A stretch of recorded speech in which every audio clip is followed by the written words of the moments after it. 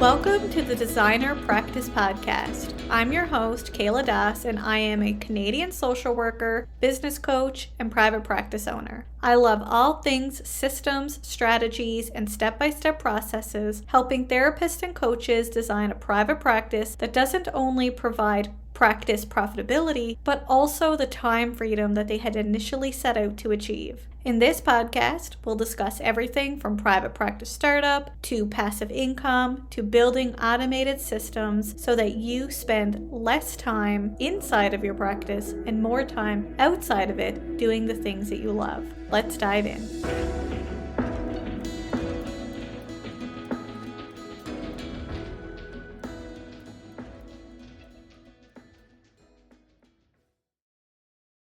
Are you a Canadian clinical supervisor struggling to fill your clinical supervision spots? Finding supervisees can be tough, but it doesn't have to be when you list with the Canadian Clinical Supervision Therapist Directory. As a business coach, I've heard from so many of you how hard it can be promoting available clinical supervision spots. So that's why I created the Canadian Clinical Supervision Therapist Directory so that Canadian therapists have a centralized hub to connect with clinical supervisors across the country, and that supervisor could be you. Sign up today for a monthly subscription at canadianclinicalsupervision.ca. That's canadianclinicalsupervision.ca, or simply scroll down to the show notes and click on the link. Welcome back to the Designer Practice Podcast, and I'm your host, Kayla Das. When I worked in nonprofits, I hired a lot of people, but it wasn't until I became a business coach that I realized that many practices overlook some key elements when conducting hiring interviews that could easily help prevent issues down the road in their practices. So in today's episode, I'll share the 7 most overlooked elements when conducting hiring interviews so that hopefully this sparks some ideas when you're ready to hire. So let's get started with the importance of crafting interview questions that are specific to your agency, as well as the role that you're hiring for. Finding generic questions on Google might be tempting, as it's the easiest thing to do. However, if you can find those questions on Google, so can your potential candidates. And it's not uncommon for potential candidates to do their quote-unquote research to prepare for an interview. Although this does show commitment if they do take time to prepare, it doesn't necessarily demonstrate fit for your agency or your role. For example, if you're hiring a therapist specializing in trauma, rather than just asking a generic question like, "What are your strengths?" which is very common in hiring interviews, consider asking, "How do you approach trauma-informed care in your sessions with clients?" This kind of question requires potential candidates to provide specific examples and insights into how they practice with clients, giving you a clearer picture of their suitability for the role. Secondly, incorporate practical components into your interviews. These could be written or scenario-based questions. This approach gives you a clearer understanding of how candidates would respond to real-life situations that they might encounter on the job. For instance, provide a case study relevant to your practice and ask candidates how they would handle that particular situation. This not only tests their knowledge, but also their problem-solving skills and ability to think on their feet, especially if this is a likely scenario that they'll come across when working with you. And are they solving the problem in a way that reflects the culture of your business? Next, look for potential candidates who are internally or intrinsically motivated to work at your practice and with the clients that you serve. While skills can be taught and experience gained, you can't change someone's internal motivation for the job. Now, although we'd like to believe that everyone who is applying for a job is intrinsically motivated by it, unfortunately, it just really isn't the case. For instance, it's not uncommon for people to apply for jobs for extrinsic reasons, such as necessity and/or income. And I know I've applied for jobs for those reasons. Even if you're hiring a therapist, it doesn't mean that that therapist aligns with your practice vision, your therapeutic orientations, or even driven to work with the type of clients that your practice works with. For example, there are 5 reasons why someone might apply for a job, and 4 of these 5 reasons are externally motivated. The first reason is that potential candidates do not have employment or are wishing to supplement part-time employment so that they increase their earning potential. The second reason is they have full-time employment but are unhappy or burnt out at their current place of employment and will take any job to get out of their current situation. I could certainly relate to that one.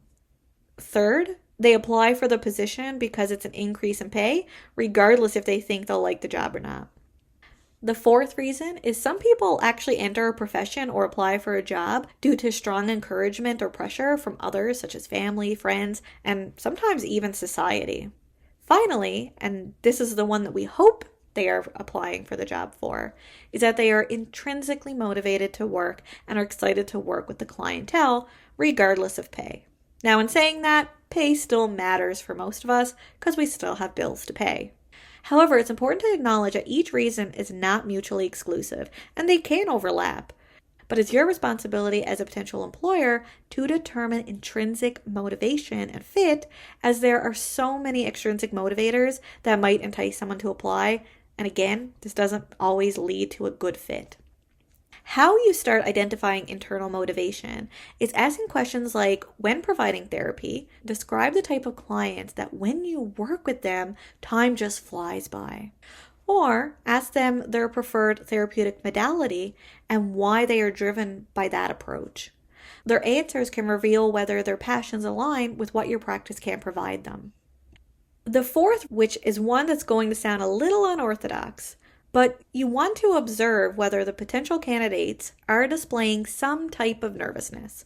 Nervousness can be a positive indicator of a candidate's genuine interest for the job. From my experience, I found that candidates who exhibited nervousness in interviews often truly want the position, while confidence doesn't necessarily indicate lack of desire for the position.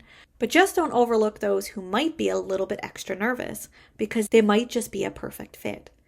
To bring this point home, imagine you applied for two positions, your dream job and a job that you just put your name in because you needed a job.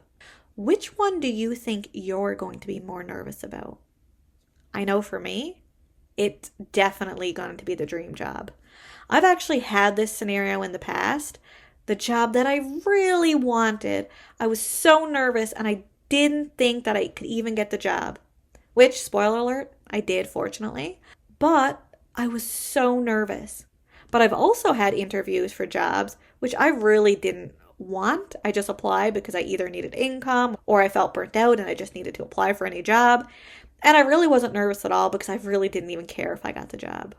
Anyway, my point is, don't discount someone who is nervous versus someone who might be more nonchalant, because it can be a good indicator whether they are interested or not in the role. Next, ensure when you find a successful candidate that you obtain a police check and child intervention check if they are working with children. I'm sure as a therapist, you've been asked at some point in your career for these documents. It's equally important to ask for these in your practice. This not only enhances the safety of your clients, but also protects your organization from potential risks down the road. For example, a candidate might have an impressive resume, but these checks can reveal past issues that could impact client safety and your practice's reputation. Also, verify a successful candidate's license or registration with the regulatory body. Almost all, if not all, regulatory bodies have a public registry where you can just go and search through their member listing to ensure that someone is in good standing. Although we want to trust that everyone's being truthful in their application, just because a candidate lists their license on their resume, it doesn't guarantee that they are actively registered or in good standing with the regulatory body. So, a quick check protects your practice and your clients. Finally, hire based on your practice's needs. I see this all too frequently, that therapists often hire the first application within a small pool of applicants. However, they might not have identified the gaps in their services, or also looked for someone with specific client niches, or identified areas that they specifically need assistance with. It really is tempting to hire someone with extensive experience or numerous trainings, but if their experience doesn't align with your current needs, it might not be the best fit. Let me give you an example. Let's say that you have a practice that works with children who have experienced trauma, and you have 2 candidates that you're choosing from. One with 20 years of experience and maybe 50 plus trainings, with some of those trainings focused on working with children experiencing trauma, but their primary area of practice is working with adults experiencing workplace burnout. And then you have another applicant with 5 years experience, primarily working with children who've experienced trauma, and they have maybe just 5 trainings under their belt, but all 5 are hyper-specific to working with children in some capacity. The second candidate may be a better fit because their experience and trainings are more relevant and better aligned with your practice mission and practice needs. So there you have it, the 7 most overlooked elements when conducting hiring interviews. So let's recap. First, develop practice-specific interview questions. 2, develop practical components to interviews. 3, determine intrinsic motivation.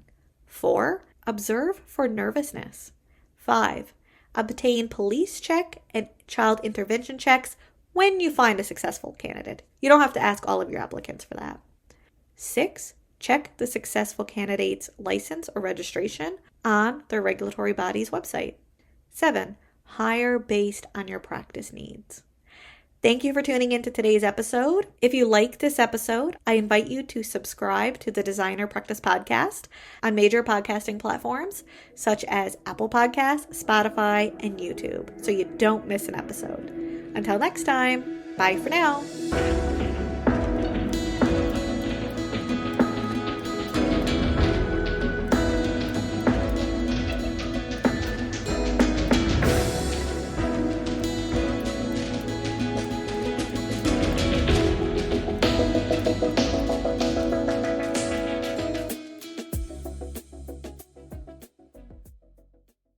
Please be advised that the podcast advertisements and links in this episode may be affiliate and/or sponsor links where Evaspare Inc. and the Designer Practice Podcast receive compensation for sales or signups made through link clicks. This helps the Designer Practice Podcast continue to provide free and valuable content to you each week. Thank you, and we appreciate your support.